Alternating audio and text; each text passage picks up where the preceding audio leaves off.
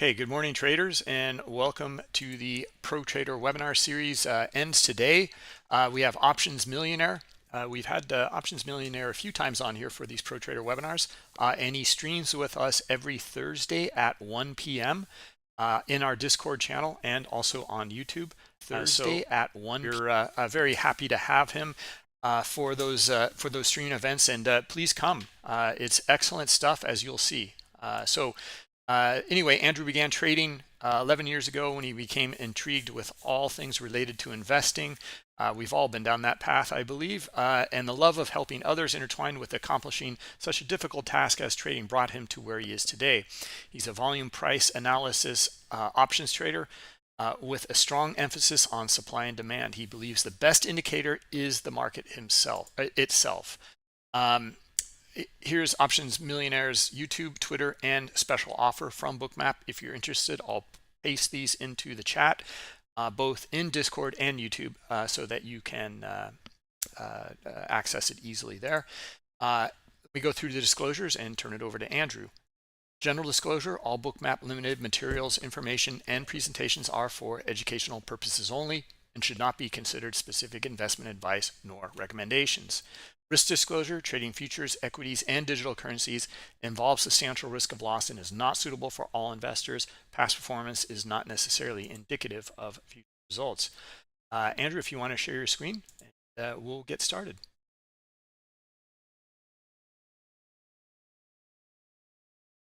All right, there you go. You should be able to see the Bookmap application right there. Yep, we're all good to go. Welcome. Yeah, thank you. So it's good to be here, man, especially on such an event, such a day with Jay Powell and all this event coming out here. So bam, look at that. Right off the bat, they hit the sellers hit this book right here when Jay Powell is scheduled to talk. So yeah, I've been looking forward to today all week. We've had a lot of volatility. The book has been skewed all over the place, up and down. Obviously, yesterday was crazy. We had two more levels come on up in 4400s in the 4300 area. And now look already, this thing right when we start talking just hammered back up, and now we're going higher to 14,974. So crazy moves across the board. Obviously, we're doing the exact opposite of yesterday. The NASDAQ does not want to come down. In fact, 1, 2, 3, 4, 5, 6, 7. The past 8 candles on NASDAQ has dumped, immediately bottom licked, and rocketed higher. So just going. And now it's going even forward. It looks like it wants 15,000. No liquidity on the book here, though. It's very, very light book. And ES has a little bit here at 4420. And NASDAQ is still going to 15,000 here. Absolutely rocking out of the top. VIX rolling off 16.43. And Jay Powell is getting ready to start talking here as well. So crazy stuff.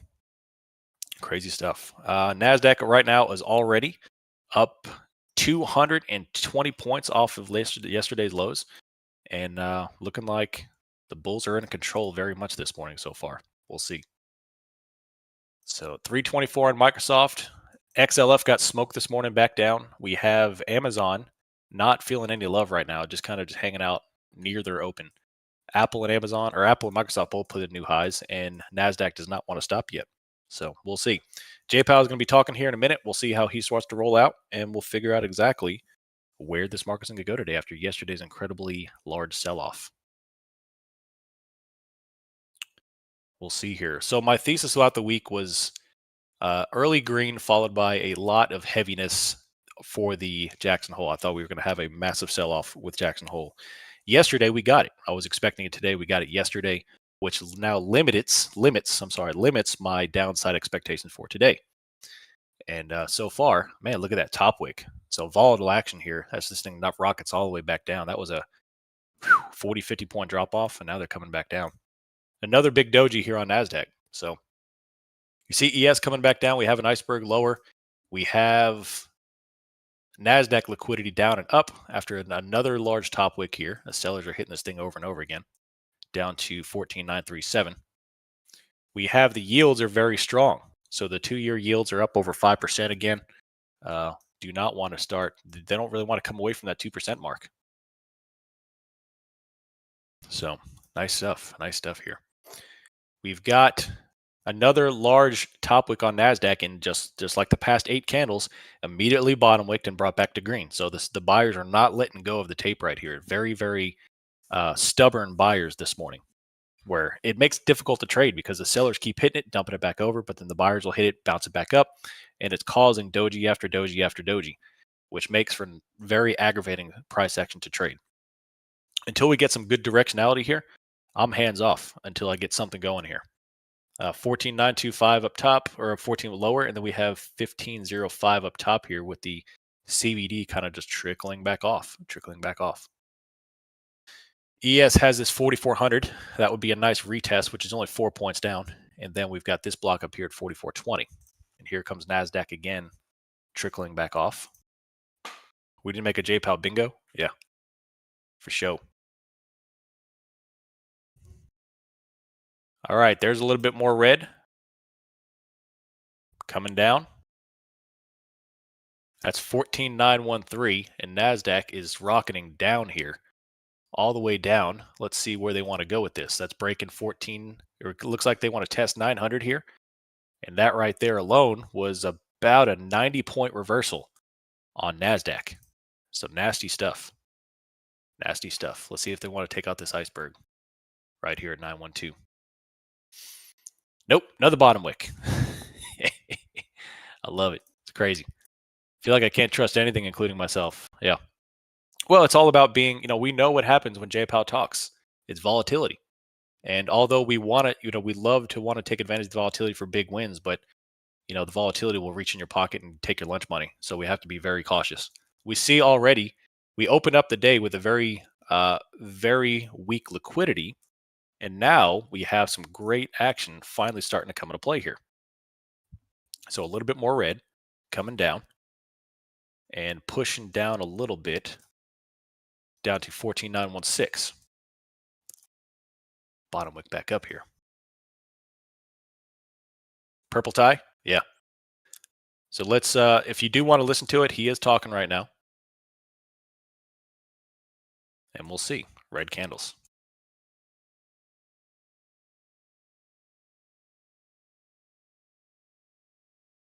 SPX. Still coming off. Dropping back off.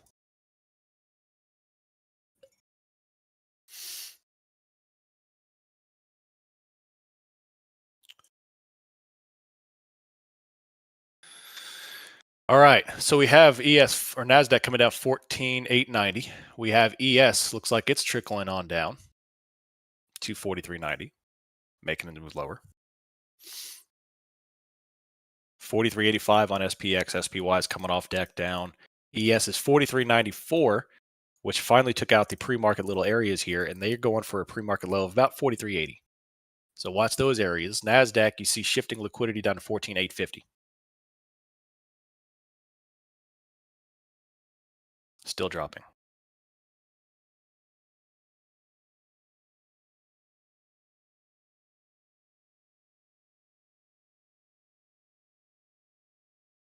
Let's see here. NASDAQ is still kind of holding this low here. Top wick on Apple, 176.97.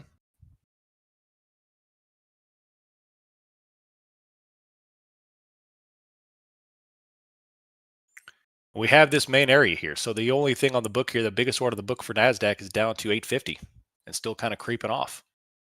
NASDAQ or ES has all this liquidity lower down to 43.90 with these 3 icebergs. Now these are small icebergs, but all right, they're already eating through it. Here we go.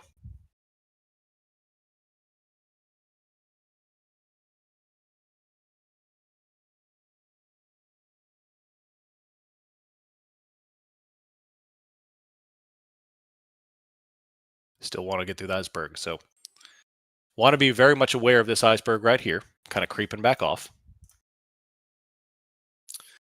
We have a lot of up top, a lot on the bottom here, but now he's talking. JPowell's talking. So we have definitely a hyper event here we want to pay attention to. ES is creeping back off. We have premiums of SPX at the money, about 14, 15 bucks. So premiums are juiced. IV is 37%. So they are expecting a decent move today.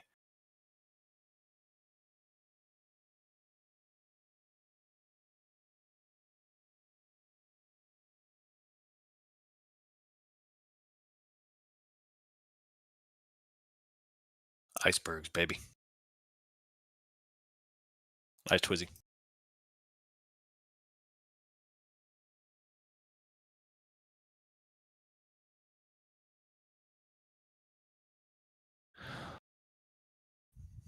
We have an iceberg up high, 49. Down low, 43.90's iceberg. CVD is still hanging out 3,200.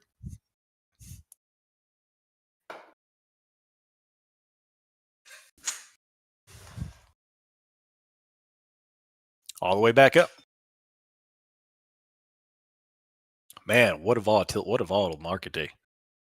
It's crazy. Coming back up to 950. They took off this guy, brought it down to 15,000. And we just got under 15,000, 14,997 before a reversal.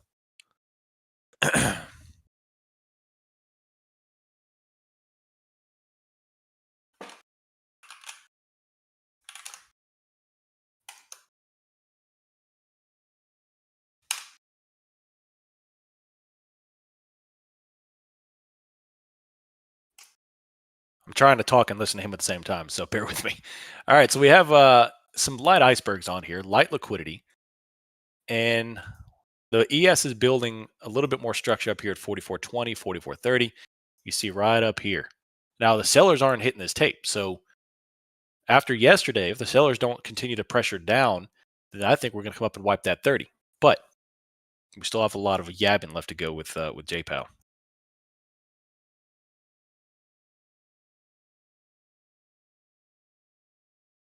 ES top looking back down.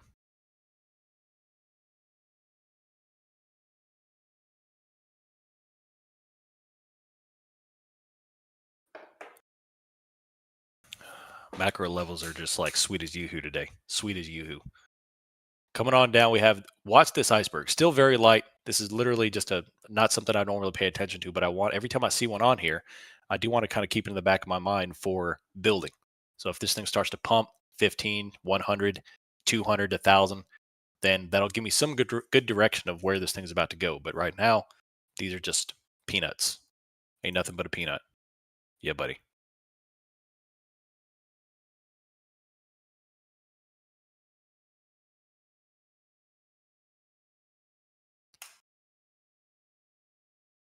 Man, NASDAQ just dumped 117 points and then buying it all the way back up in 2 candles.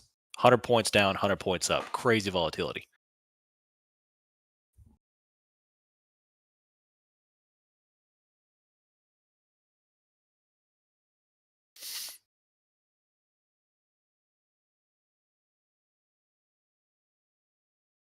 Let's see right here. Man, look at this thing all the way back up. So it looks like ES is already going for this order block here. That looked like a liquidity grab to come down. And we've got this iceberg 250, 44.15, and 44.30.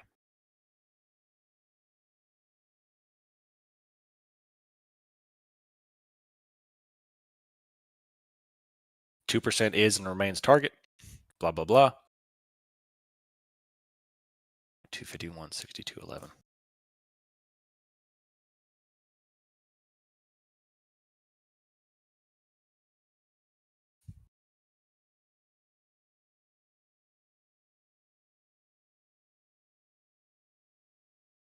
$251. Main liquidity is up to 430. TLT, the bonds are rallying now. 2-year is back over 5.02. What's DXY doing today too? DXY is still hanging out 103 coming off right now. New high of the day on NASDAQ still going.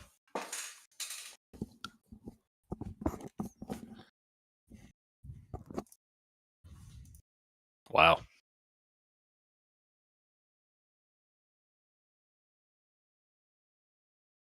ES, big volatility up to 44.18 after bouncing off 43.90. NASDAQ, new high of the day up here. And they took off the top liquidity on NASDAQ, but it's still going. They see this guy here? Guy's coming off and on, but NASDAQ is pumping right now. And that right there was a 140-point move. ES has 44.25 right now up to 44.30. So it's kind of grinding against it, eating away this stuff.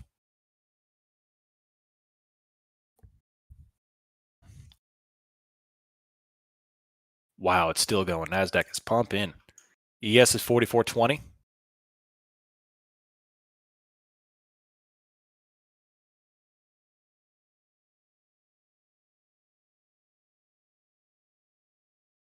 Nice, L. Well done. VIX coming off 16.16.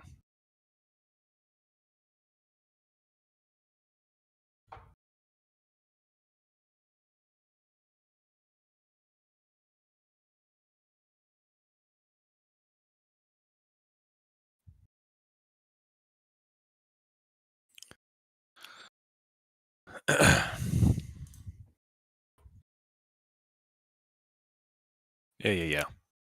ES finally broke out 44.22. Now they're starting to churn through all this liquidity here and go higher. That's a 30-point move on ES, still going. NASDAQ is squeezing up higher right through the next support, or next resistance, I'm sorry. And coming on up through that. And the next target for NASDAQ, I mean, with yesterday's move, will probably be about 214. And then after that, complete fill of the imbalance of 350. Still going. Wondering why you're focused on NASDAQ so much. That's interesting. That's the second time I've had that, and that's not even close to being accurate. Like, all I've traded is SPX the past 2 weeks. Is that you the same person? I already answered this question today.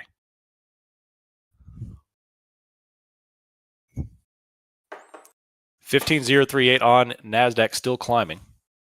And ES is still coming up to 44.24 onto the next pivot level. Icebergs pretty much wiped here on ES. We have down to 43.90, but overall wiped. Now JPAL is finally done talking now, so we'll see how he wants to deal with that. Now that he's done talking, I wonder if what they'll get the continuation of that move. All right, let's take a look here.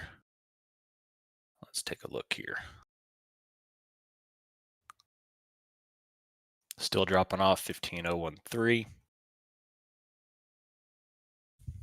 Down to 15,000. All right, so that's what happened. Now that JPAL's done talking, that was a pump into what he was saying. He didn't say anything different than we already knew. So it was just for what his content of the speech was moot. But we came right into this liquidity, the only real structured Bookmap liquidity we had on the book today, right through it, leaving one kind of order on here, and now just kind of rolling back over. Here. Nice top wick across the board on all of the indices and equities. Apple's coming off, VIX has popped up, and now we can start planning the day, because now we've got some great pivots high and low. That's what I'm looking for. The first hour range is a high and low. And I've got that calculated now on ES, which provides me a great way to trade. 44.2775 up top. And we've got 43.9250 to the downside, which is about a 30-point range and change, 30 and change.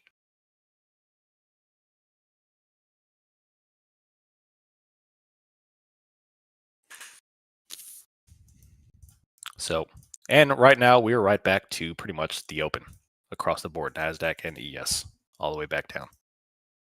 14.960 ES trickling back off after tapping up at 44.40 and hollowing out this stuff here. That's the highest volume candle of the day right there. So you could tell that all the players executed right when he was done talking, waiting for him to play, whips on back and forth. That's the highest volume of the candle right when he's done talking, which is no coincidence. That's all the players just putting their transactions after all that stuff, all the anticipation, shorts, longs, all that kind of crap. I'm going to flip over to the GEX and see what we have with the options chain data. See how that baby's rolling. Aggregate GEX is still about 434. And then today, we've got it flipping at about 436, 435, which is on SPY about 4 points down. So until then, we are in negative GEX territory, which tips its hand to volatility with a cumulative GEX at 439. So NASDAQ's coming back off, 14,952. ES is coming back off.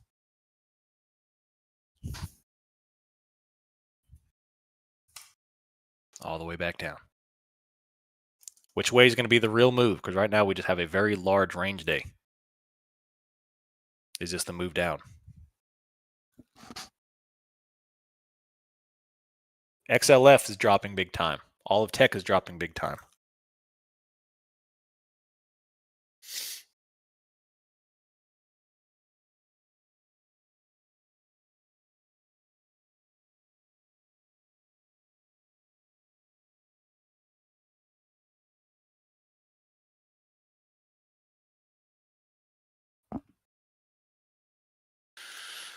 All right. DXY is green again. Yeah, look at the 2 years. Just rocketed 5.05, going for the high of 5.06, which would be a decade high once we take that baby out. 4404 on ES. Smack dab in the middle of the range. And now, for some reason, I want to click that out. I don't want that. What do I look for the real move? Volume. And that right there was good volume. So the sellers just absolutely smoked that move all the way back down on ES. It's still falling.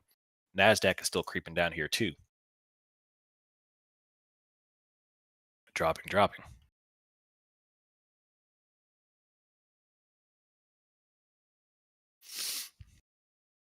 Does it get questioned today? No. No, that's only on FOMC.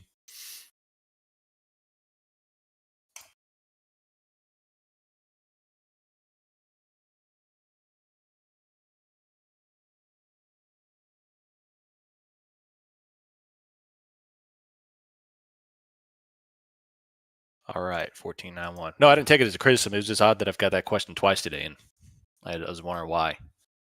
So, what do I look like? I already answered that one. Good stuff. Good stuff. Naked Trader J. Hold on. How do you ban someone? I'm messing with you. All right, 14955.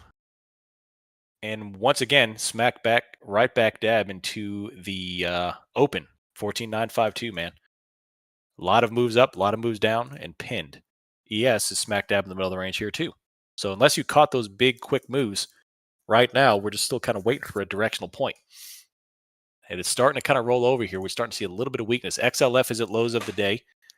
Microsoft is starting to come off just a touch, and VIX is still holding the 16. Feels like down. It's hard to say. Right now, both sides of the aisle here are being active. The book has come on with some good liquidity here, and now it's white.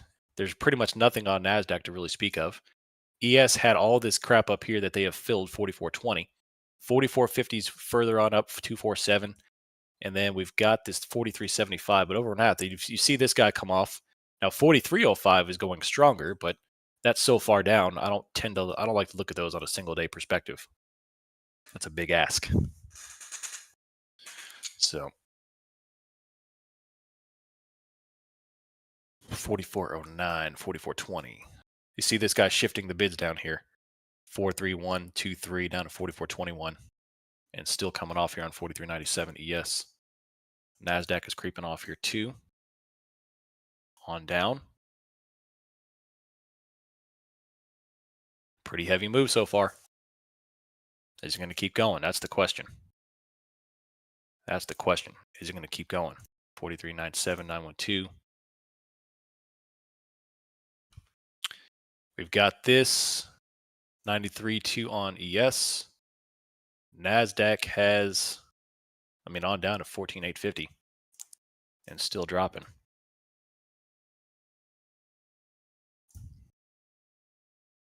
Pushing.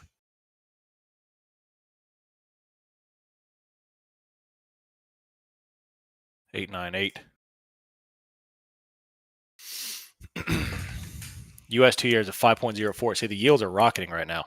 The 2 years 5.07. New high right there on the yields. Absolutely just going. Looking spicy.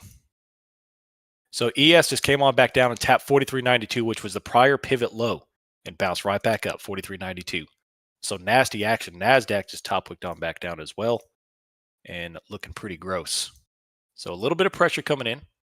We see this guy building 14,750 right here. We'll see if that's going to hold. NASDAQ is coming back off. Still got a lot of pressure.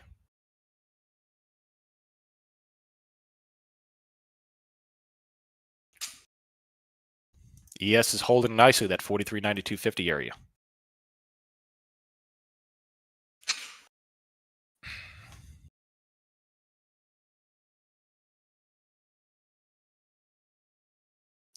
Apple's red 17732. We've got Microsoft creeping down. We've got more selling pressure hitting this tape here at 900. If they take out 900, then I'd start looking for about this 850 range. So we've got 850 coming down. We've got, and you force this little shadow coming on at 750.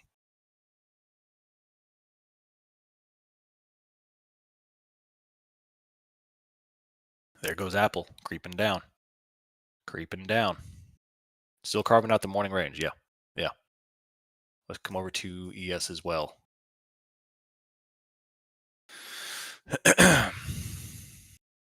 Apple's still creeping down. VIX is going up. 1403.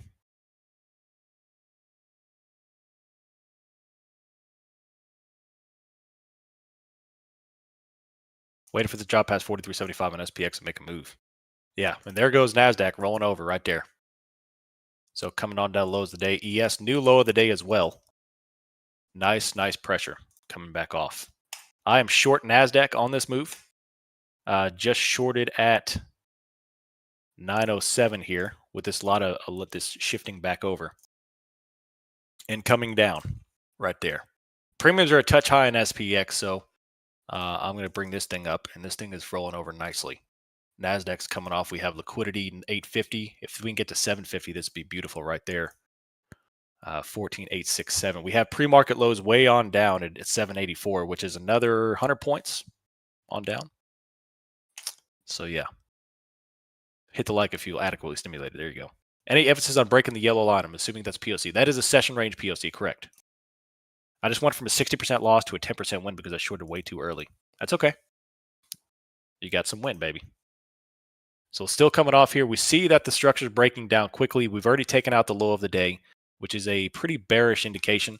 Not to mention the yields are rocketing. The DXY is coming up. XLF is getting smoked, which obviously XLF doesn't pertain to NASDAQ. But the way the whole market is rolling here, definitely some downside. Not to mention, you see this guy coming on. You see a little bit more coming on. These are still pretty light, but still something to be aware of. Something to be aware of. Apple just bottom wicked off the low of their day. NASDAQ put a new low in and bottom wicked off that. And that tripped my trailing stop, unfortunately. So, first play of the day for me is profitable. I was hoping it wouldn't bottom wick that far and to get me out of my stop loss or trailing stop, but yeah. All right. So another one coming on down. That's the nature of this volatility. That thing stops you out and that continues to move. We have Amazon, new low of the day. What's ES doing? 43.90.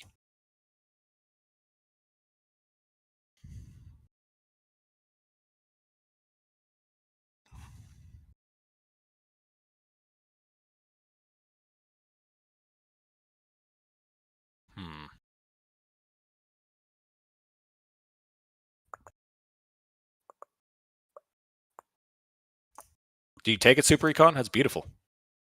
Beautiful. So why would banks be buying down there? Shouldn't they be selling? Well, they're selling right now. The banks are getting smoked right now. All the financials are rolling over at the moment. You got the yield spiking big time. You know, the 2-year just hit 5.07, which is creeping up to the 5.12. And then after that, we're coming back to of March 2007 levels and a couple more points. We're literally back to the March 2007 levels. If you look at the 30-year, they're kind of creeping back to August 2010 levels. So the yields are rocketing. And even talking about the mortgage rates are going up and up and up, which he just said, you know, J Powell just said the housing market is showing signs of recovery, yet the mortgage rates are going up and up. So honestly, it sounds like he just used literally the same crumpled up speech that he's had in his pocket for the past 2 years. But interesting regardless. His target is still 2%. 130% after Powell stopped flapping his gums. Nice, Jeremiah. I love it. NASDAQ is 14,902. He has been consistent. I'll give him that.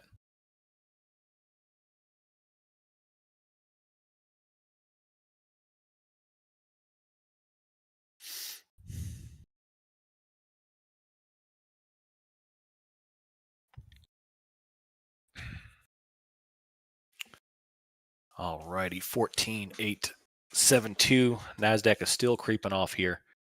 And they don't have anything. Oh, no, take that back. 15,050 is kind of coming on top there. But still some pressure. Apple's coming off. Microsoft is coming off. XLF just dumped and rolled over even more. New low of the day for ES coming over. Looking for about 43.80. Yeah, it's that pre-market low. Nice trippy mic. Beautiful.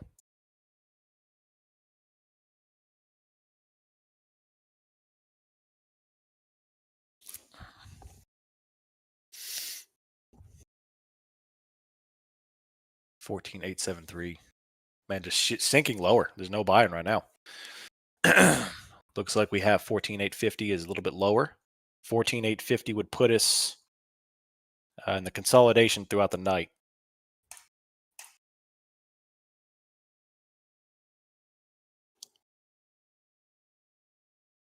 So it's very important, especially on a Friday, to track the monthly high low, the weekly high low.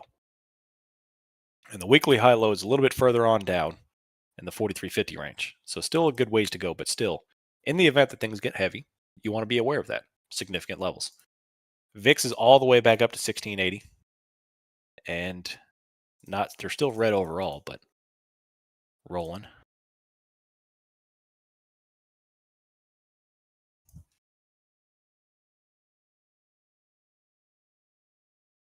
ES has 43.75 and 44.10 on.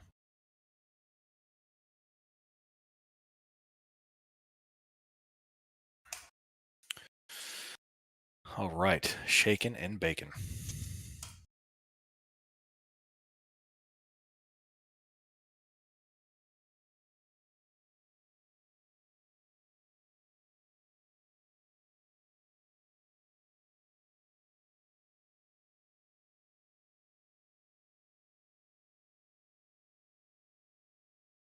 Took 2 green trades today, very quick in and out.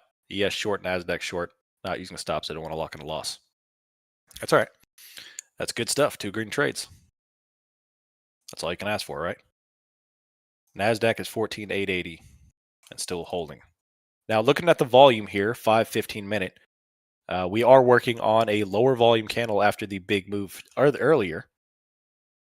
5 minutes shows a steady reduction in volume candle after candle. So we'll need the volume to pick back up here. We've got ES morning low is getting rejected as we speak. Well, actually, no, it's set. What was that candle? So it's currently set on that low right there of 43.86.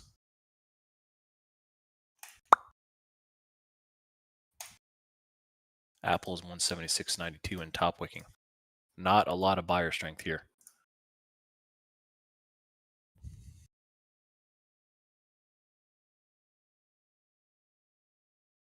So the limit orders below us are typically there because they want us to close their shorts. I typically want to look at liquidity as just activity. Activity can tip off intentionality because, there's not going to be anything on the books without some sort of plan or programming. And that's what I'm looking for. So I let the book paint the picture, tell the story. Bonds are getting destroyed. XLF is about to put a low in, and ES looks like it's about to pop a new low. Transact all this liquidity block to 43.75. NASDAQ is coming back down 872 here as well.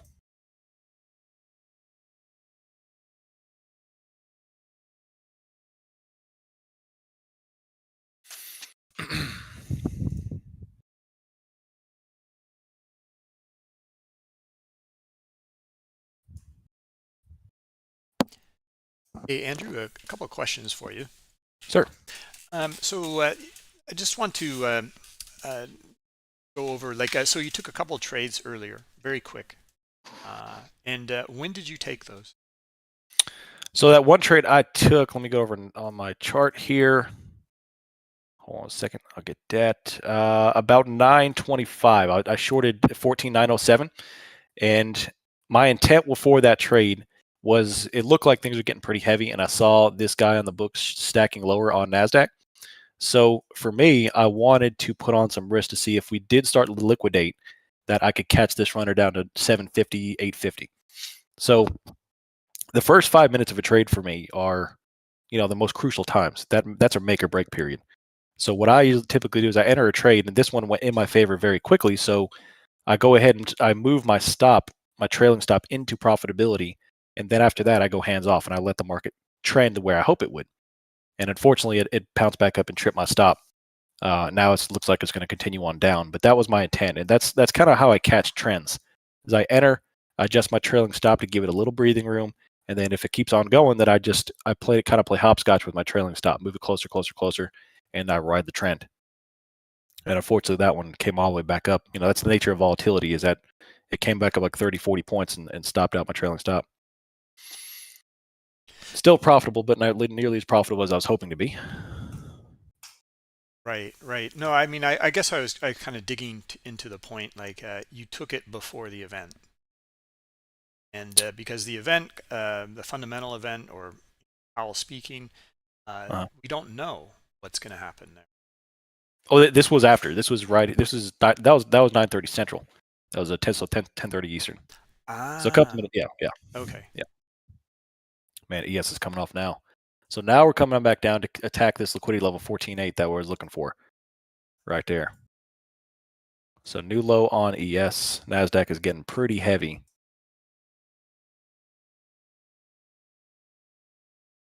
That's about a 200-point move down on NASDAQ. So let's see. Already we've gone from R2 to S3 on these levels. So a pretty dang big move. Watch the volume on this particular candle here, because there's still a lot of wicks. Even though NASDAQ is down, it's heavily wicked. It's almost doji after doji heading downward on the 5-minute. 3-minute heavily wicked as well. 15-minute showing a pretty big doji forming at the moment. Not nearly as clear as yesterday, that's for sure.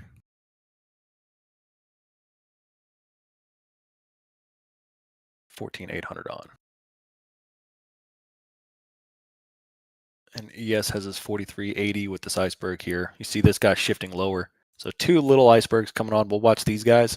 Do you see them moving them? So they're actively managed there. We have 43.75 down here as well.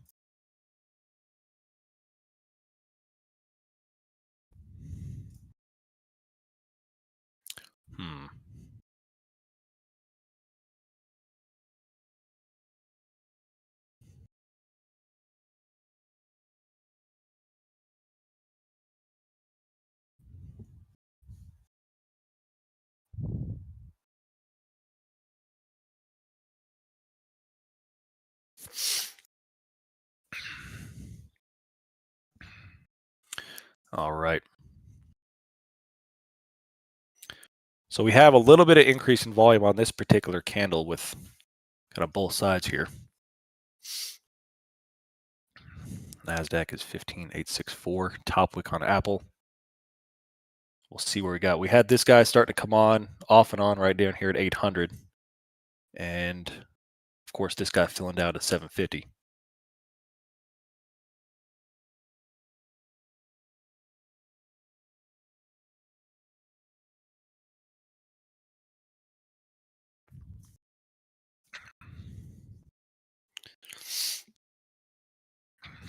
What helps you determine when the market is pivoting?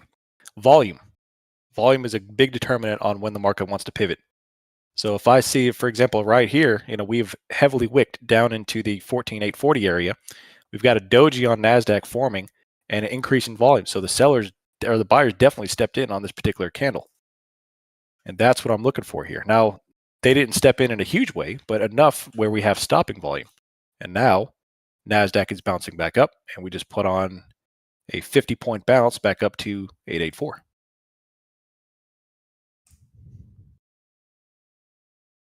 TLT is still getting smoked. So that's a new low of the day for the bonds here too. XLF is 33.84. VIX is 16.73.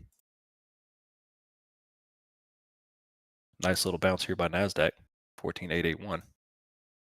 And ES has still had a little bit of structure lower here, 43.85. We still have these two icebergs. So for the most part here, we're just kind of waiting. We got a couple of onesies and twosies up top, but definitely some stuff lower, 43.85, 43.80, 43.72, so on and so forth.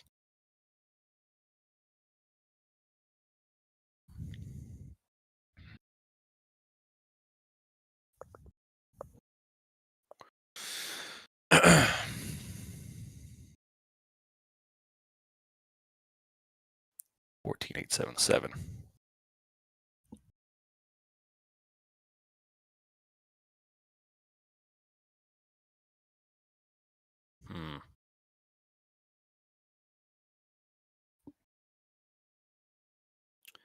Big old top wick again. So NASDAQ still doing the same old thing, just wicking all over the place. Wicking all over the place.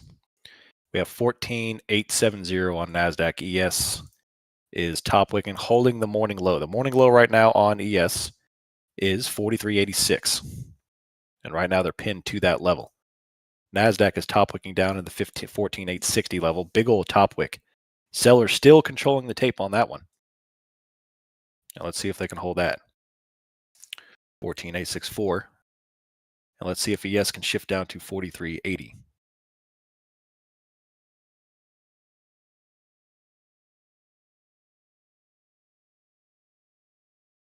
A little bit more red. That should transact NASDAQ lower on that top wick. When the buyers step in and bring up that 30, 40 point pop under decent volume, and then the sellers immediately fail it, then that means that NASDAQ is probably ready to shift lower. Possibly maybe 14.8, 55 point move down. We still have pre-market lows. That's about 80 points lower here and making its way down. So there we go, 14.86. So now we're going to test low of the day.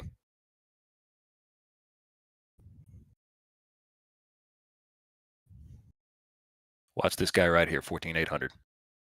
So transacting down, there's 14,845. Still coming lower. There goes Microsoft. They're testing those of their day too. But a nice move down.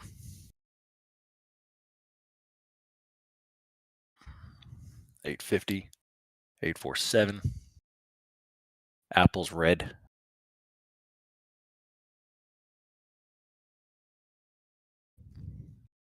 Pumping lower. And there's the next move down right there.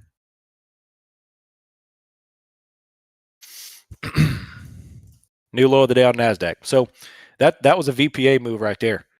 That was a VPA move. So that thing coming up on decent buy volume, and then the sellers hit it, we're going to put a new low in. And that's exactly what NASDAQ did, rolling over. 14,850 down to 14,800. Probably the next target on Bookmap. You see there's nothing up top. You see they rolled this guy over, and we identified this early. This is why I took that original short. And now they're actually going to fill it, and now they're even rolling down to 14,700. 14,700. Beautiful. Coming back down.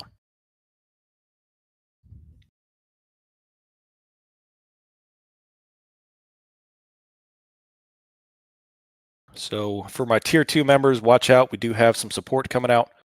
Watch out for those major pivot levels. NASDAQ roll has a little bit more to roll, which is pre-market lows.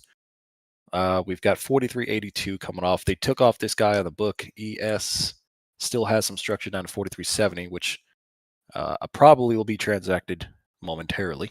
At least the 43.80 level, 43.81. Nice little move down. Holding still. Nice, Dan. Beautiful. Coming back off. We have this guy doubling down, liquidity, 43.80. And the big thing I want y'all to see here is how they've structured this stuff. They took off the bids and they're rolling things lower, lower, lower. 43.80 down to 43.70. Just kind of rolling this stuff lower. And NASDAQ SPX is still coming off here.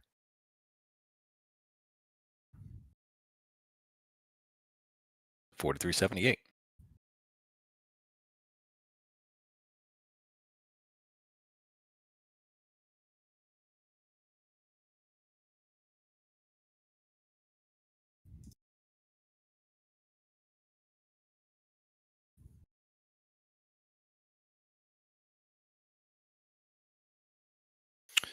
All right, 43.77. We've got this 43.76 bottom liquidity coming off, And there's another pop lower into 43.75 coming down. Let's see if this thing can pop. Another move lower. So there's eating through this liquidity. There's no buyers here. All we're doing, it looks like, is just clearing up this pre-market structure here. We've got this liquidity lower, 43.70, so it's still going to keep on going through. I have no reason to believe on any kind of major bounce. In fact, ES has put a new low in, a new overnight low in, which is pretty bearish, 43.77. When you take out the overnight levels, things get a little hairy. And now ES is adding 43.50 to the downside. You see this iceberg is kind of shaking. 43.77. Nice trippy, Mike. There goes ES. So watch for the big red bubbles. We're absorbing, and then we're going to transact through this level down to 43.70. And there is the push right there. Coming on down. Waterfall, it's starting to look that way.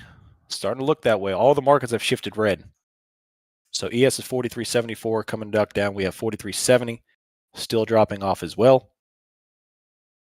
Coming down. I have entered into another put, 43.70s, riding this thing down as we've kind of waterfalled back over. With all of this heaviness coming on down.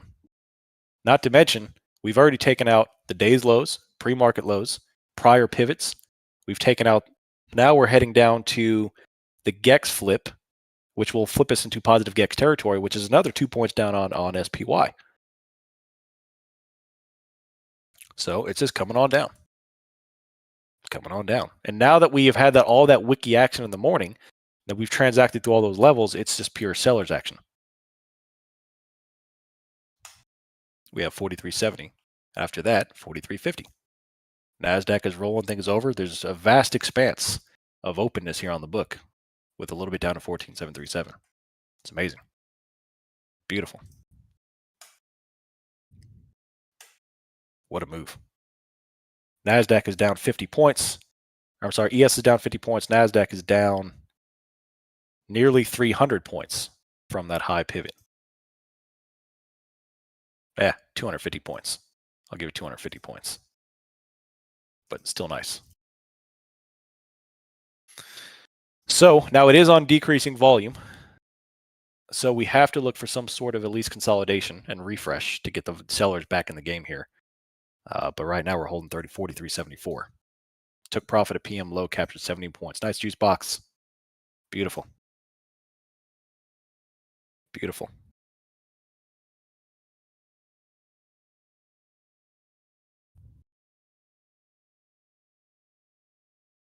All righty, coming up on the top of the hour. So we have about 50 minutes until the Euro market closes. There's been a lot of shaking and baking in the global markets today. European market rocketed into the bell, and now they are liquidating. Chinese markets got smoked last night. So there's been a lot of ups and downs throughout the global market. And today, the United States markets are no different. We had a little bit of green in pre-market as people kind of just trickled, waiting for JPOW. And now, as expected, y'all know I hate that, right? As expected. Now we're selling off. Yes, today and yesterday, 43.72.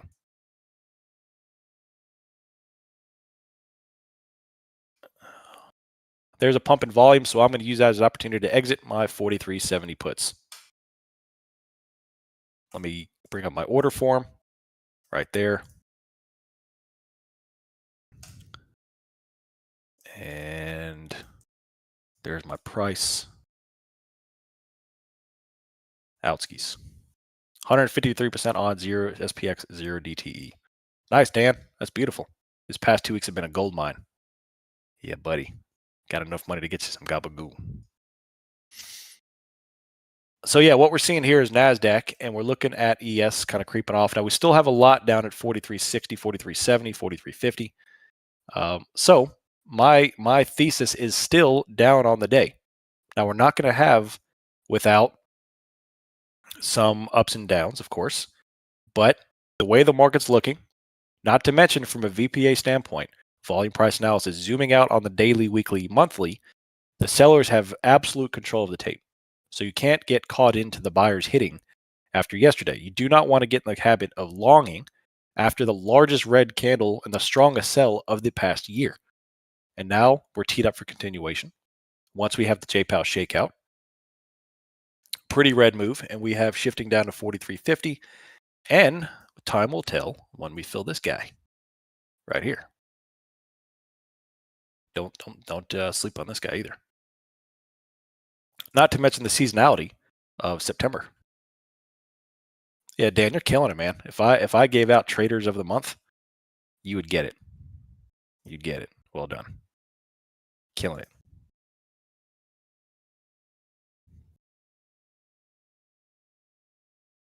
So watch out right here, 43.62. I don't know. Sam Deep as well, man. Sandeep took 12,000 and turned it into over 1 million. So that guy did some awesome stuff. There you are, Ivan. I was wondering where you're going to come in and start chatting.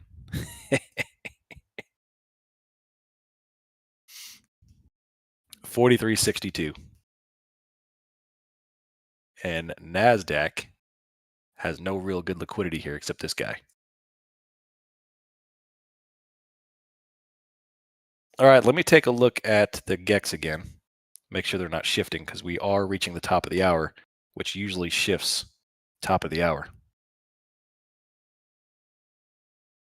436, where SPY is currently 436. So the collective GEX gamma exposure is at 436 on the aggregate. And we have a flip at 433. So we're still in negative gamma territory, which is, obviously volatility. We know that. And let's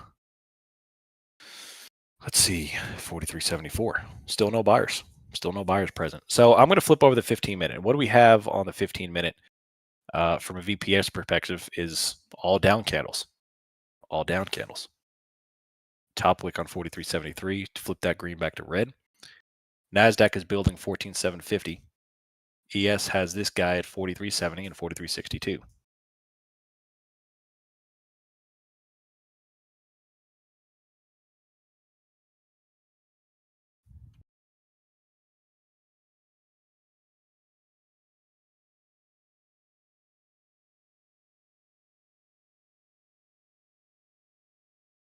I find it hard to accept the philosophy that limit orders on the book are a magnet. If that was the case, the big players could easily buy. One second. I'll answer that question. Let me look at this price section right here because we're still dropping off. 43.70. We've got more action coming down. We've got SPX is absolutely getting smoked. VIX is still skyrocketing. And the sellers are very much in control of the book right now. The next move on down.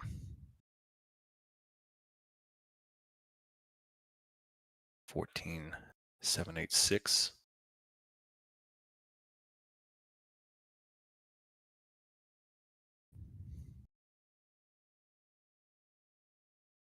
A little bit of green. Well, you think about it this way. The big players don't sit there and speculate like we do. They're not going to sit here and put on a call or put or long future and cross their fingers and hope to win. I mean, that's not the way they do business. They're playing based on the data they've got in the options chain, the data they've got in their order flow, and they're going to use the full extent of their portfolio to get what they need. So if they're going to put on, it's really evident overnight as well. You'll see the cats put on a very large order, and they're going to bid the market up to it. They're going to use the remaining funds at their market or their positioning to bid the market to their positioning. That's the way I'm looking at it. You always have to think in dealer terms when you're doing the style of trading and not retail terms. Because all we're doing is pretty much estimated gambling. We're doing calculated gambling. They are not. They've got the data. That's why they pay for it. And I mean they in a broad spectrum. The guys with 9 zeros in their accounts. Uh-oh. They're coming to get me. I was with y'all last night, 8 p.m. to 9 p.m. Someone rang my doorbell. 14.773. ES still coming off. 14.750. What a market, man. Still falling. 7.75. And there's another push lower. Boom. Another push lower.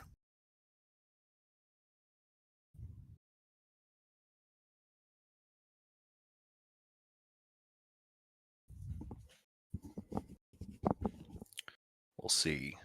We got 750 down there, 785. Well, you know, every time we do put on a green, it's reversed like this. Look at this guy, 778. Another iceberg on there. 750 looks like the overall target here. We've got ES down to 43.62, a little bit up here.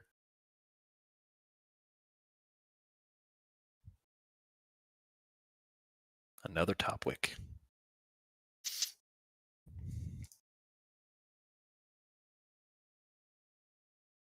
Another top wick. Look up market auction theory. It'll add some clarity. There you go. Yeah. All right, 14,774 on NASDAQ here. And after that little top wick on the green, coming down to 750. 750.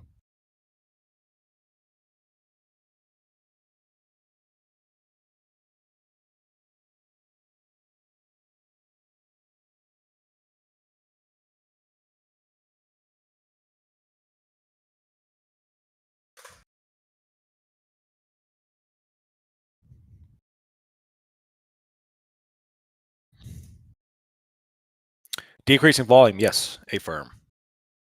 But it's still top wicking. It's still top wicking. A little bit down here at 750. You're welcome, Holy Trinity. We have Apple still putting on red. Microsoft is still holding 319.58, and Amazon is still getting crushed. What's the rest of tech doing? Nvidia is still dropping. They're getting smoked down to 455. Google is liquidating right now, straight down. No support on Google. So until that stops, and as long as that's continuing here, it's going to be spicy. Apple is about to put another red on. You see the sellers are still hitting NASDAQ here, 14,772.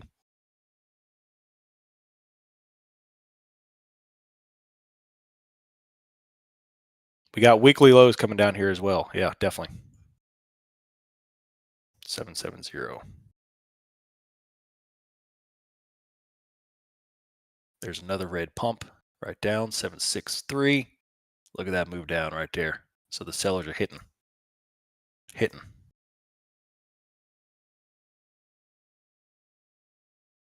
750, all eyes on 750 right here.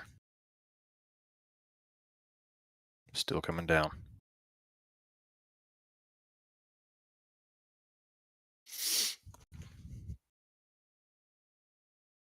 All right, man, straight on down here. So this is a nasty, nasty drop, still continuing from yesterday. And there's 754 and about to transact this 750 right here on NASDAQ. So you see that this is one of those awareness items that the beautiful usefulness of the visual aid of Bookmap.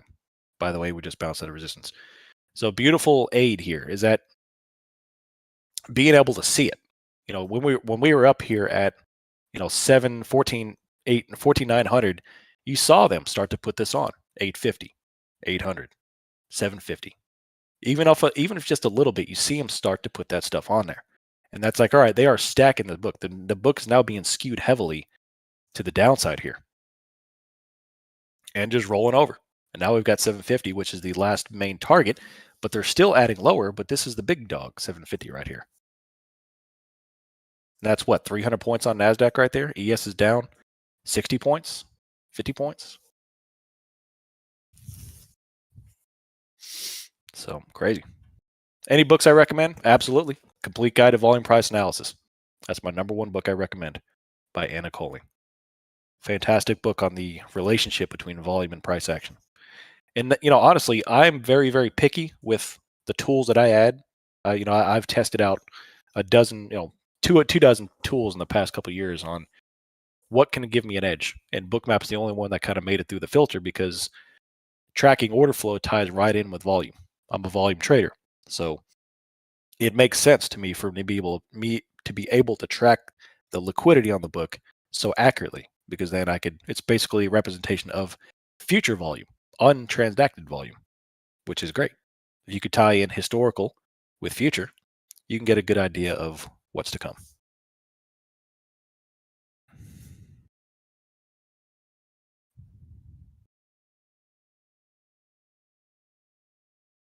All right, Apple's coming off 162.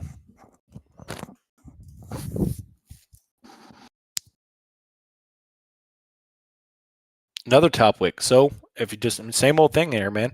Every time the Nasdaq and ES try to make a move back up, it's top wick. There's just no buyers on the chart. It's still coming on down.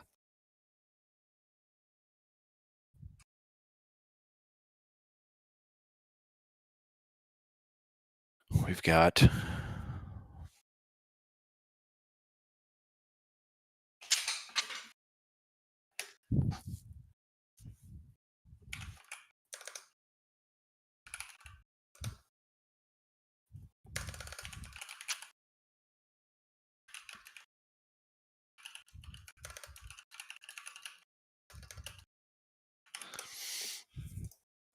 ES is coming down.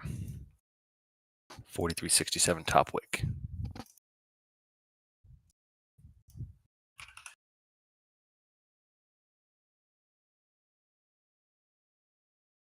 Still holding 1460. If this candle gives out, we're going to transact even lower through this little liquidity and come down to 14,700.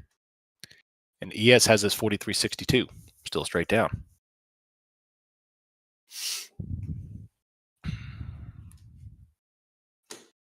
There's new low of the day again. Still holding. Now here's the deal to think about. We have now 2 very bearish days. And you're going to assume that a lot of puts are in the money. Now that depends where we go. SPY still needs about 2 points of movement lower to get into bounce territory on a large scale. So that would put us in the ballpark of about 433.5, 434 in SPY. If SPY were to continue to fall and go down in that area, that's when I'm looking for a late day pop back up, like one of those strong closeouts, because as they start rolling these in the money puts off the books, and the dealers start to hedge back to delta neutral because their deltas have now flipped negative, their gammas have flipped positive, they need to start buying the underlying SPY to hedge back to delta neutral on the daily. Now, this is a deeper conversation because this has become more and more prevalent with the introduction of 0 DTE options on the SPY and SPX the past year and a half. Because of that, it's allowed dealers to hedge dynamically and frequently throughout the day instead of only using weekly, monthly options, expirations. So with the introduction of 0 DTEs, we have to figure out where the dealers are going to start to dynamically hedge their portfolios, their deltas, using 0 DT options. In fact, Spot Gamma has talked a lot about this in terms of some days in the past weeks, all of the options flow, 100% of the options flow is short dated options, 0 and 1s. And because of that, we have to assume that with the deltas and with the information we have at hand, that these underlying dealers are going to be dynamically hedging on the daily back to delta neutral. And that flip point is marked at about 434 on SPY today. So if we were to get back down to 434, we could assume that dealer's portfolio on the aggregate has flipped back to delta negative, gamma positive, and now they need to start buying SPY to hedge back to dynamically buy SPY to hedge back to delta neutral. Until then, that's how you get those. We get those crazy big green rallies at the end of the day on Fridays or on OPEXs. It's because of that. It's not because they want to destroy us. It's because they're rolling all these in the money puts off the books, in the money options off the books, and they're hedging their portfolio, and it gets these big moves in a day. So if we were to go down to about 434 on SPY, that's what I would look for end of day, last hour. Anyway, I know that's a lot, but still. I have a good YouTube video about GEX if you want to learn more about that. 14,470 here. The buyer still can't come off this support. We've got liquidity on Bookmap here, just kind of shifting all over the place at 43.90. And we just had a 1,200 iceberg fill, roughly 43.65. NASDAQ is still pinned at 14,750. We haven't liquidated that one yet.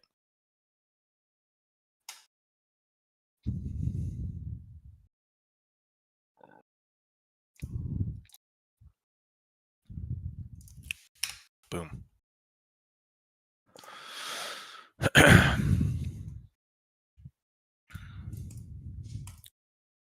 Yeah, definitely, Spider-Man. If we didn't have such a strong green morning, this would be a fantastically red week here.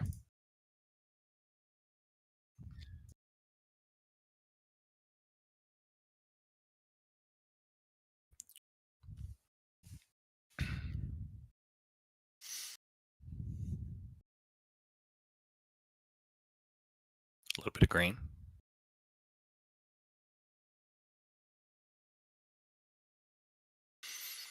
Alrighty. So now we're coming up on European close.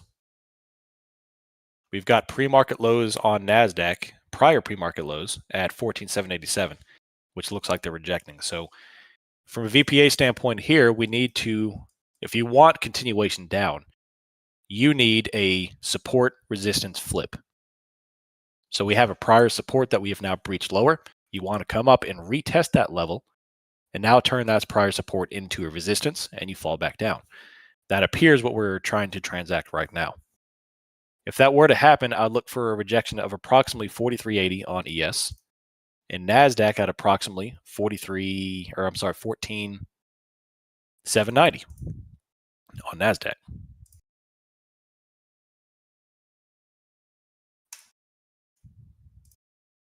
It's pretty awesome, isn't it? Super recon.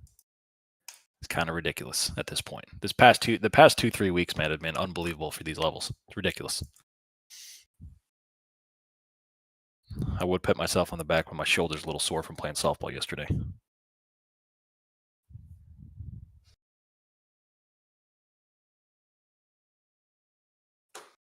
A pizza got delivered upside down. It's a flipperoni. Nice.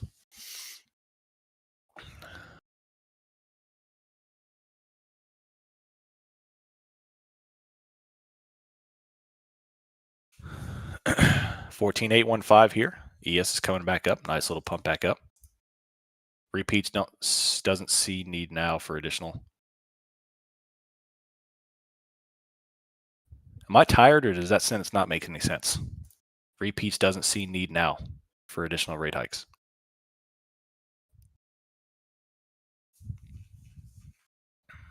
Do I trade SPX looking at ES? Yes, I do.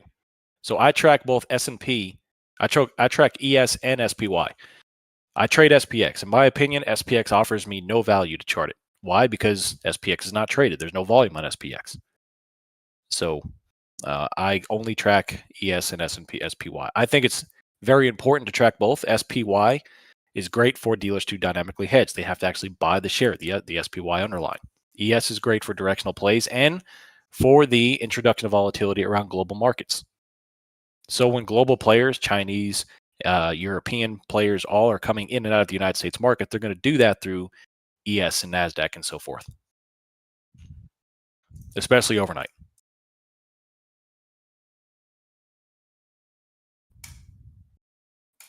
That right there, by the way, should have paid for your Tier 2 memberships right there.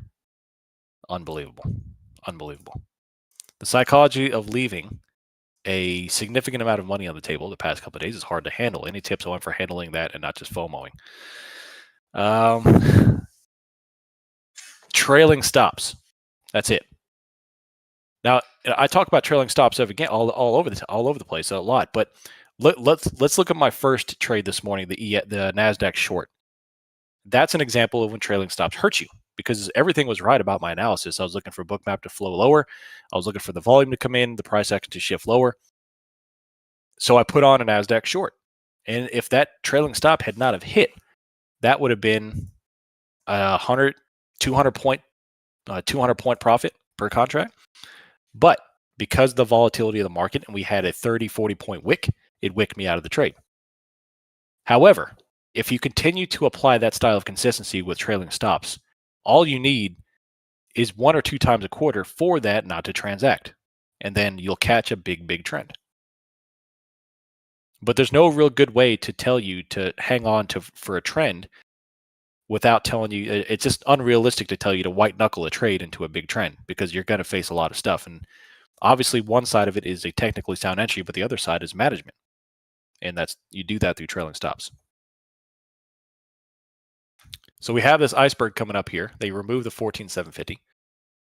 ES has 43.90 and 43.63 back on the bottom.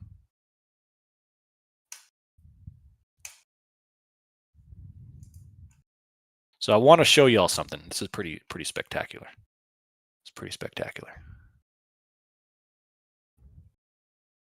Let me see here.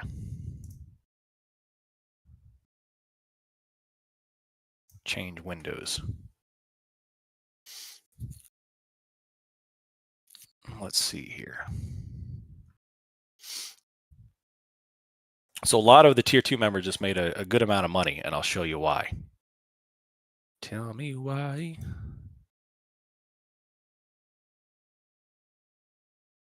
All right, so this chart right here has these levels, and I post these levels on Sunday night, and these are weekly levels, and they've been incredibly accurate all week. So the morning popped up, we rejected this, sold all the way back off, and look where it bounced, right here at 14,753. These are the macro levels. So knowing me, this was that support we were talking about, and it held right here. So being able to calculate these levels based off of order flow, options chain, the volume profile, and historical pivots, you can figure out where the supply and demand is on these markets. Because when I calculate these levels in my mind, I'm thinking you've got a bit of supply right here and a bit of demand right here. And that's what I'm looking for. Those two levels offer me a good example to short and to long, because these are macro levels based on all the data in the market. And man, you can't ask for more accuracy than that. Works out very well. Let's see here. And that's on NASDAQ.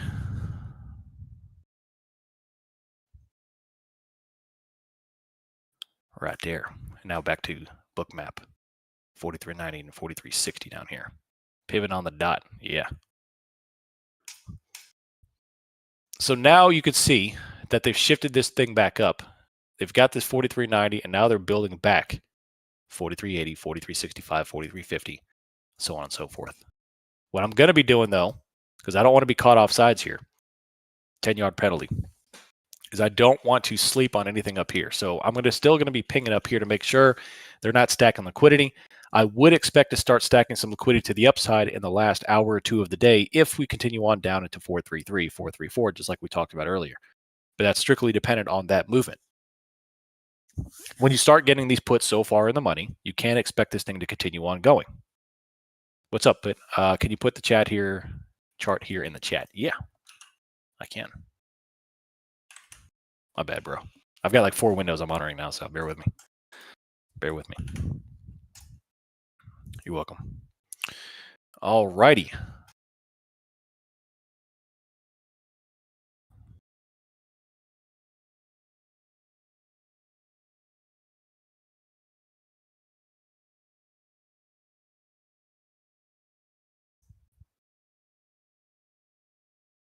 Top wick on down. We have this iceberg 24 still not being able to be filled. We've got 43.82. You see the CVD reduced a lot. It was about negative 9,000, but keep an eye on that to see if the sellers are going to continue to hit the tape here.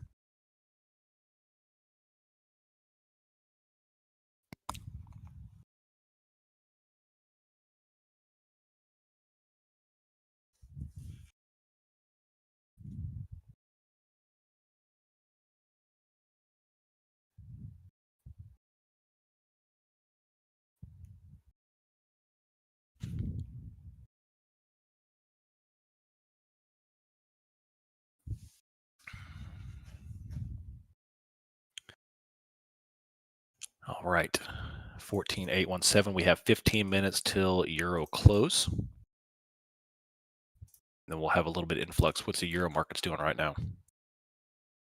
They're doing the same thing we're doing. This is a retest of the morning low right here. So 43.86 is a retest of the level.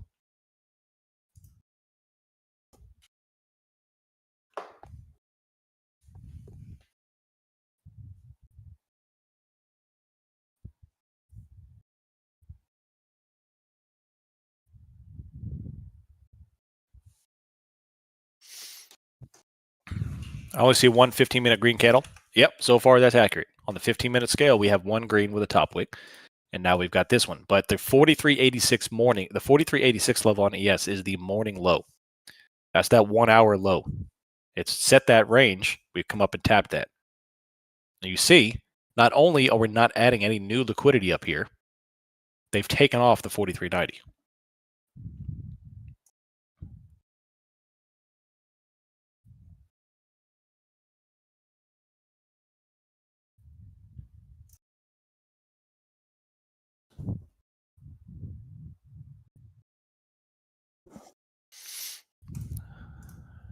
NASDAQ is 14,807.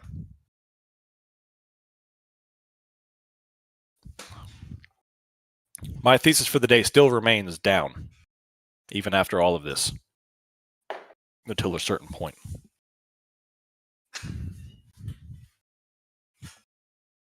Anyone play the new season of Fortnite today? New season came out. I know some of y'all jabronis already played a game. 43.81 right here. Now they're starting to drop back off. NASDAQ has nothing on here, man. They took off this guy here too.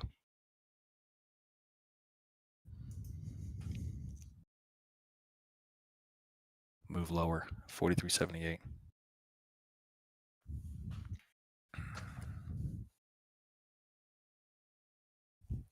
Here's that move into euro, trickling back off.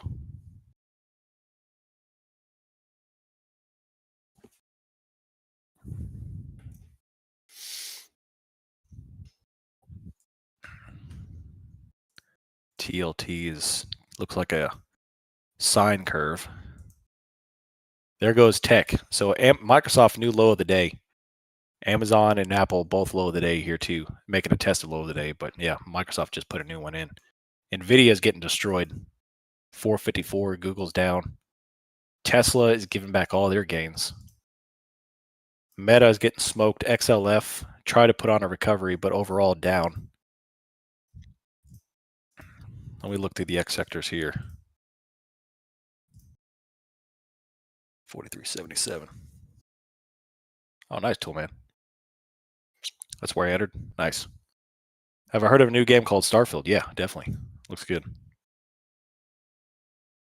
3-month head and shoulder patterns. Yeah, I've been seeing that going around there. I don't track head and shoulders myself, but I've been seeing that that pattern around.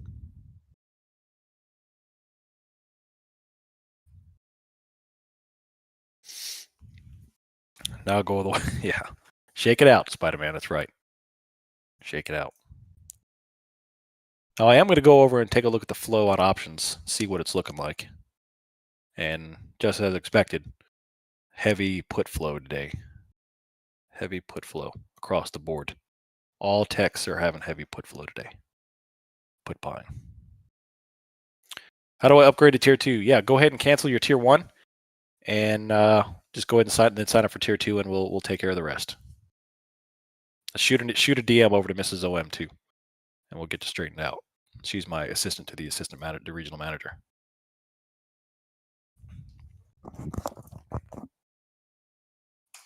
$43.77.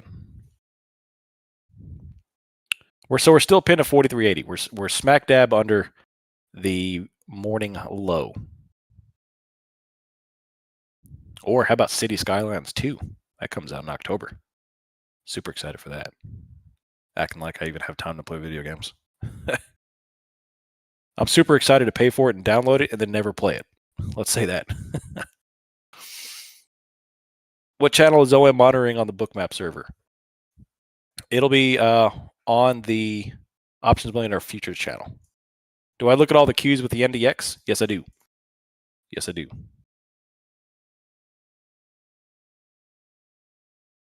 43.63, 43.51. Still pretty light here. Do I have a YouTube channel of my own? Yes, I do. Yes, I do.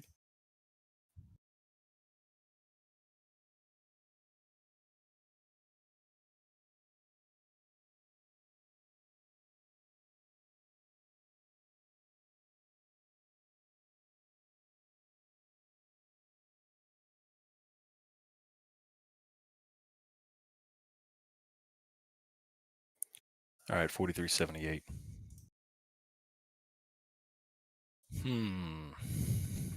Still looking for the next move here.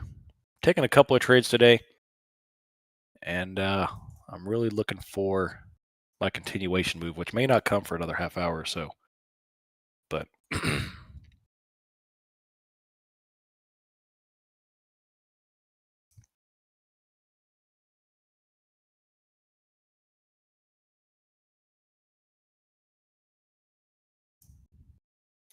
yeah, so Bruce posted the YouTube link. If you look at Bookmap's posting here, about 4 messages up, you'll see all the links to everything.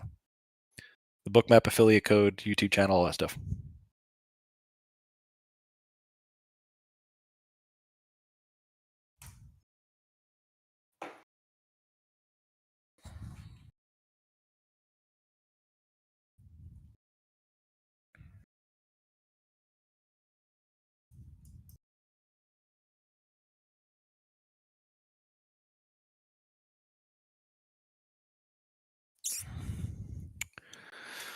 Can you describe what an iceberg is and how you play it? Absolutely. So icebergs are basically hidden orders.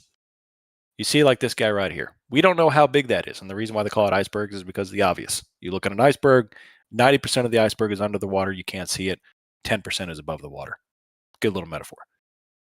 So with that 24 order right here, we don't know if that's 1,000 or 2,000 or whatever. All we know is that whichever programming they use only shows 24 orders. So the way I use these is there's certain times that I disregard them and there's certain times that I basically trade exclusively off of them. And it's really depending on how they're managed and how they're pumped. So for example, with this 24 iceberg up there, we come up to it, we are unable to transact it, we come back down. If we climb back to it again and we stick there for like 5 minutes, you'll see it. We'll come up there in the price action, we'll kind of pop and then consolidate. Another attempt, fail, consolidate. Another attempt, and they'll just kind of get tighter and tighter. And then this 24 starts to represent 100, 150, 200, 500, 600. It starts to pump and inflate. That usually means there's a breach imminent because the market is building volume to transact through that level. And then it'll pop to whatever, like 500 something, and then we'll blast right through it. And you'll have this big aggressive blip, like rocket right through. But in terms of using it as a magnet, it's really depending on how many icebergs and how big they are and where they're coming on at. So if I start to see like multiple icebergs in the direction up here, then I'm going to start looking for a move back up to like 14,837, 840. If you want a good example of me using one of these icebergs, take a look at this link. Oh, I can't show you. Never mind.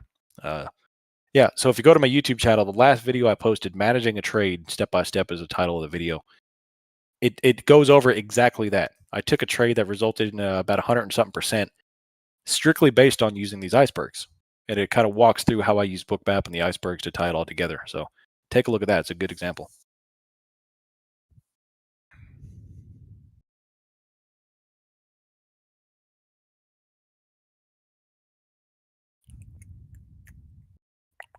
Super Recon, I love it.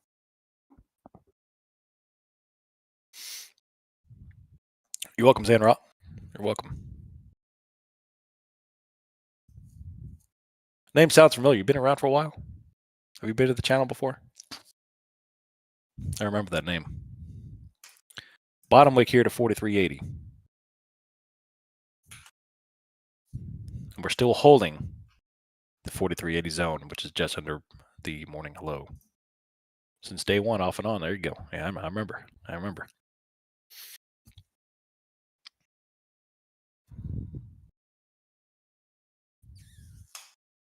Can you pay for rhythmic data upfront, or is it monthly? I don't know the answer to that, Mike Pence.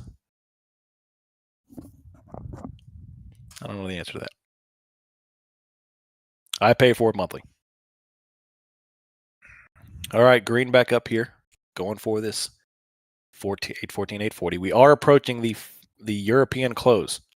I tend not to like to place a trade into the 10:30, 11:30 Eastern time frame because that's when the European markets close and we have a little bit of volatility. I will say, I believe, correct me if I'm wrong, by the way, I believe the European markets are closed on Monday. Is that correct? Can a European confirm that? So be advised. Only London, not EU. All right, there you go.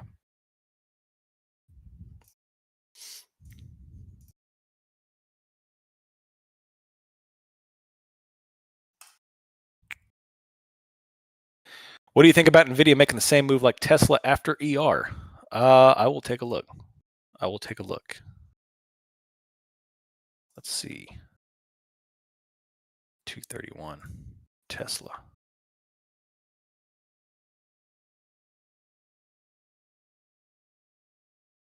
So Tesla popped up and then got smoked on down.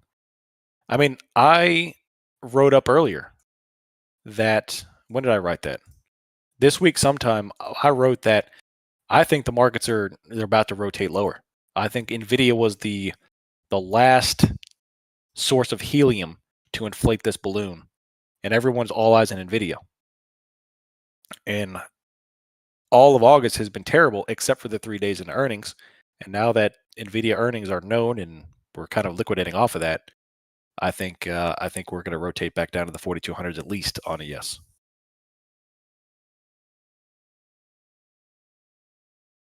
What are the red dots above? Those are stop indicators.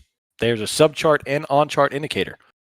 So this on-chart are the red dots. The subchart is the red line. Obviously, I've got a light red and dark red. The light red, this line here is CVD. The dark red line is the stops. And that's exactly what it sounds like. It's a stop orders on the chart.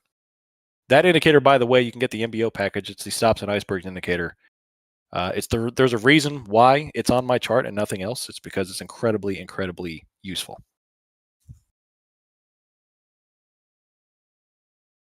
I currently use Global Plus with Rhythmic Data with the MBO package.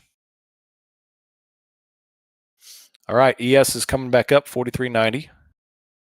NASDAQ is making its way back up here, 14.753. This looks like it's in the euro.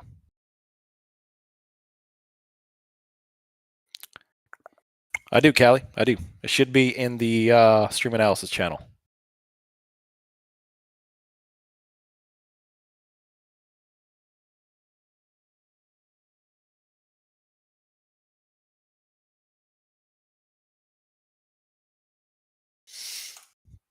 Nice little green here.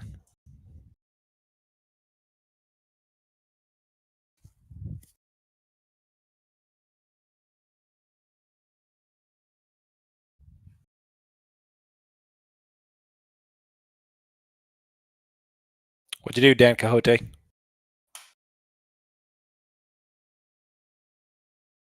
Two minutes. 4,400. We just filled 1,000 iceberg on there, so this guy shifted upwards. You see him start here, shifted up, and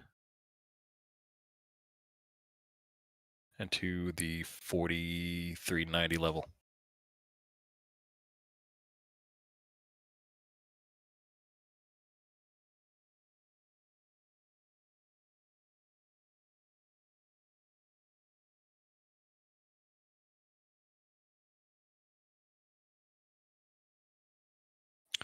All right, still going. NASDAQ is still pumping up here.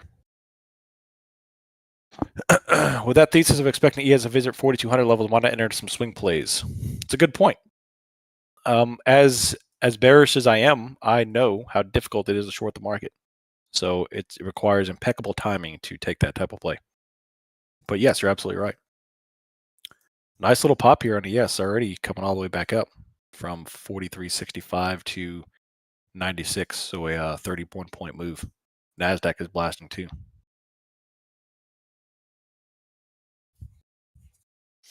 Hitting daily and weekly goals in just 2 days is an awesome feeling. Thanks, Owen, for the lessons and guidance. I love it, Cast. Love it. Keep it up. So they transacted that 24 iceberg? Yes, they did. It's gone. Transacted it. That was the only one for NASDAQ on there, and they came right back up to it and transacted it.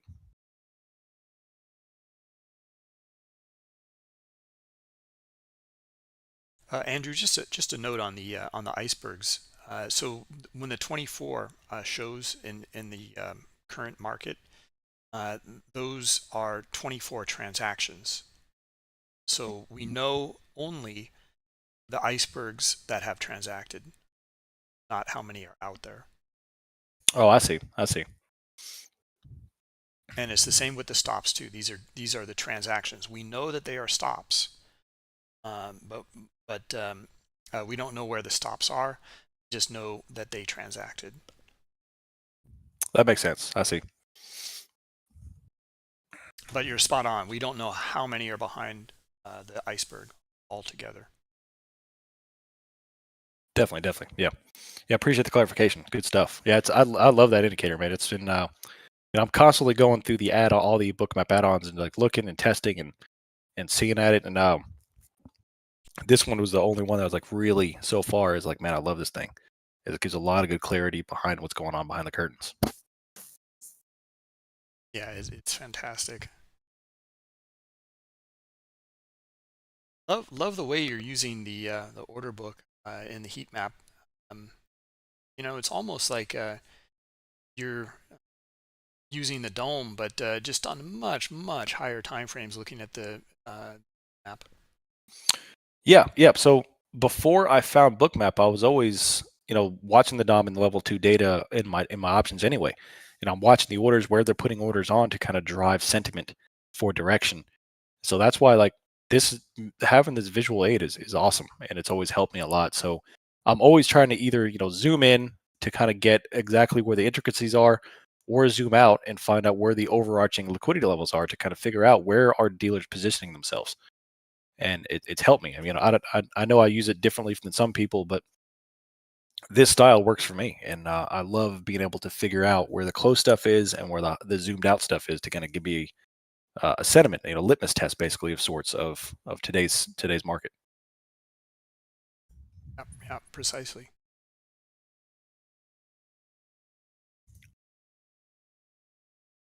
And looks just right now, we see this 4410 coming on. We've got 4400, which is the 0 levels, and this 4362. And just like I told my peeps this morning before we started, is that today is about volatility. It's about not necessarily having your bear bull hat on, it's having the volatility hat on. And that usually happens anytime J Powell speaks, especially with Jackson Hole happening, because there still could be statements released today, there could be tweets released today. Just because J Powell's done talking with Jackson Hole doesn't mean that we're not done with volatility. So that's the name of the game, is find out where the major pivots are, find out where the major liquidity is, and be very cautious and set your stops and in your stop orders and your trailing stops with the volatility.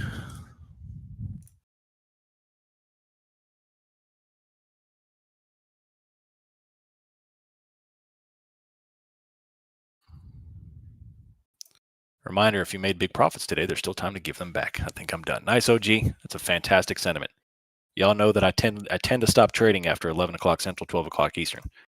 And because that's when volume starts to leave the market. That's when it gets a little bit more choppy, a little bit more wicky. Even on the trends, the price action changes. That's typically when I shut it down, because that's where you start getting into trouble.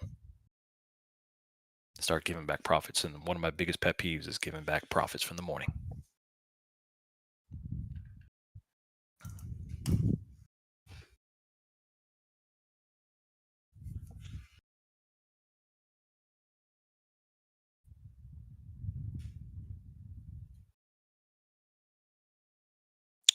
So after a little bit of move up here, we had one pop at 11:05 and then 15 minutes of consolidation, and then one pop at 11:25, and now it appears to do another consolidation phase. But we're smack dab inside the morning range too.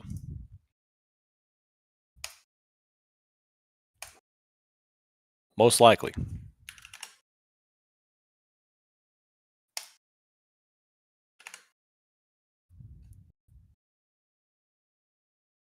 SPY got down to 435 on the money before the bounce.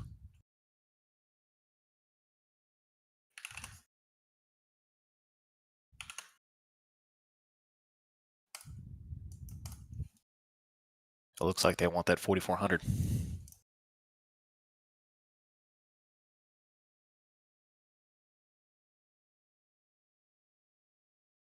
Just as I'm about to jump back in, you go and say that. There you go.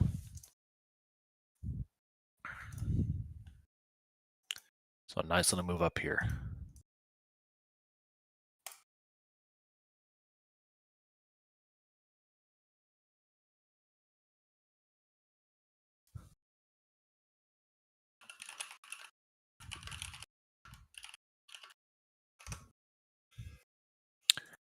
There's that 4,400 right there. Just transacted it. Wipe that baby clean, and they're put on a little bit more at 44.10. So obviously the buyers are buying this thing back up. So far, we're about halfway bought back up here on NASDAQ and a little bit more on ES. So ES high is 44.27.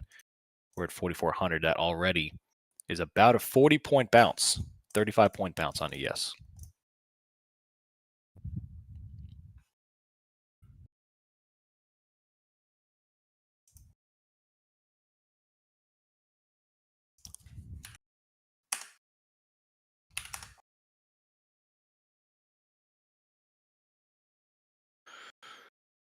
Hmm.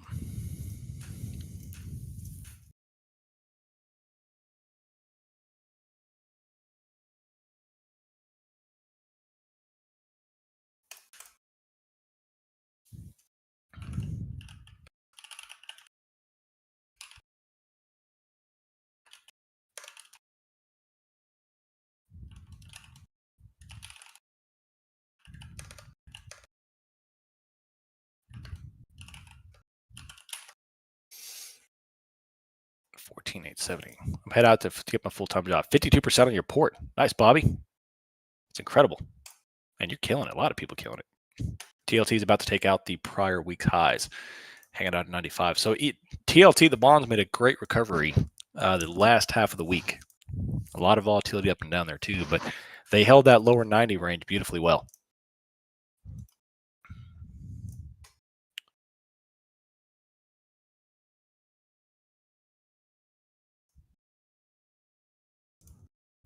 $50 simple moving average on the 15 minute.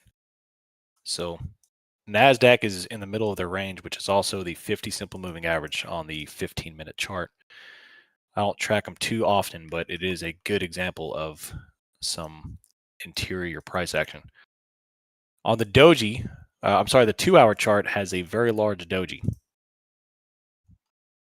which shows just the absolute onslaught of both sides of the tape here, just to bring us right back to the middle. Is it just going to melt up the rest of the day? Who knows? I don't know. If I need to see this thing recover, I need volume. And we're just kind of creeping up here into the European. It gets a little more wonky the last half of the day. That's why we bail.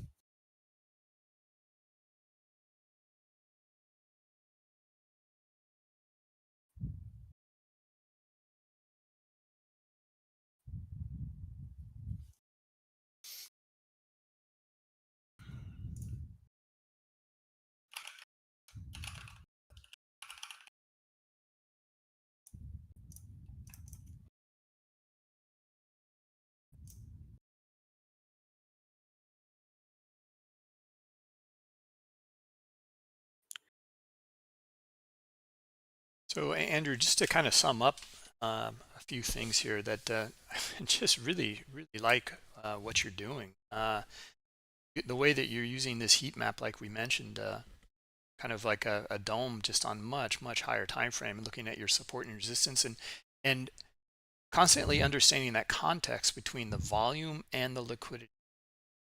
So that has really meshed nicely with your volume price analysis that you had done before before Bookmap. And it's a really kind of beautiful match there.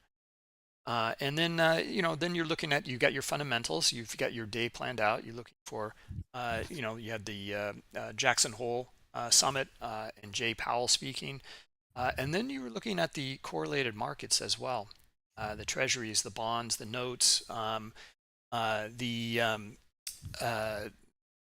other stocks that are bellwether. You're looking at the NASDAQ and the ES, and then also the confluences within the order flow with the icebergs. Mm-hmm. Real solid plan. I mean, if there's anything I missed there. No, sir, that's pretty much sums it up. Absolutely. Yeah, beautiful stuff. I mean, like, you're just looking at support and resistance in the book, like almost like a scalper would for the using the dome, but you're just using the heat map instead here, being able to zoom out. Yes, sir, absolutely. And this is it's a strategy that starts Sunday night.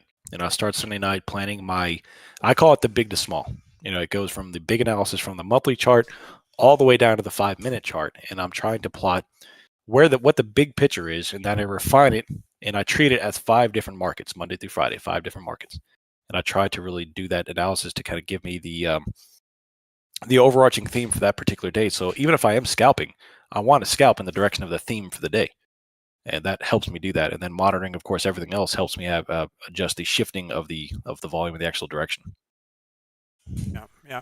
Also, the underlying understanding of the hedging and the larger players, dealers Mhm. on in the options, um, being able to just very clearly see that uh, in the liquidity as well, and starting to integrate that into what these players, the scenarios that these players are likely through.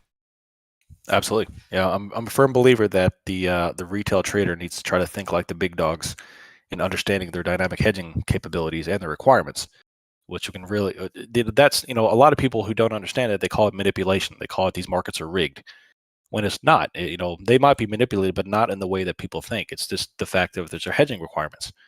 And if you can understand that, especially with this new options environment where it's zero DTE and there's so much activity, like I think it requires knowledge about it if you're going to be long-term successful in this new market that's being created as we speak.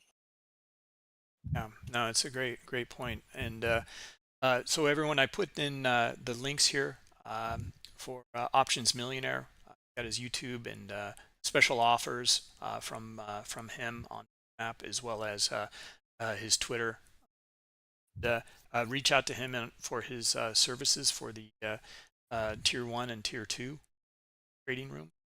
Sounds like some really interesting things going on.